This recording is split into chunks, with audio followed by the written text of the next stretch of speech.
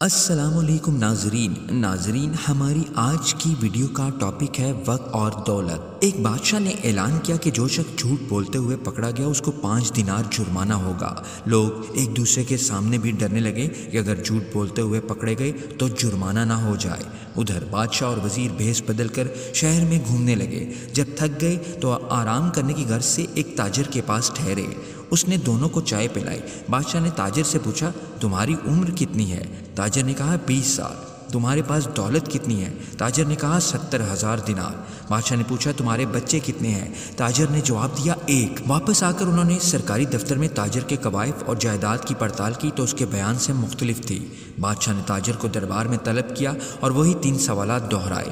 تاجر نے وہی جوابات دیے۔ بادشاہ نے وزیر سے کہا اس پر 15 دینار جرمانہ عائد کر دو اور سرکاری خزانے میں جمع کرا دو، کیونکہ اس نے 3 جھوٹ بولے ہیں۔ سرکاری کاغذات میں اس کی عمر 35 سال ہے۔ اس کے پاس 70,000 دینار سے زیادہ رقم ہے اور اس کے 5 لڑکے ہیں۔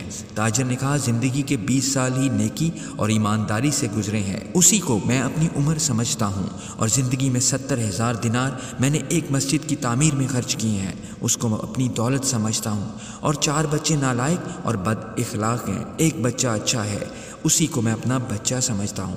یہ سن کر بادشاہ نے جرمانے کا حکم واپس لے لیا اور تاجر سے کہا ہم تمہارے جواب سے خوش ہوئے ہیں۔ وقت وہی شمار کرنے کے لائق ہے جو نیک کاموں میں گزر جائے، دولت وہی قابل اعتبار ہے جو راہ خدا میں خرچ ہو، اور اولاد وہی ہے جس کی عادتیں نیک ہوں۔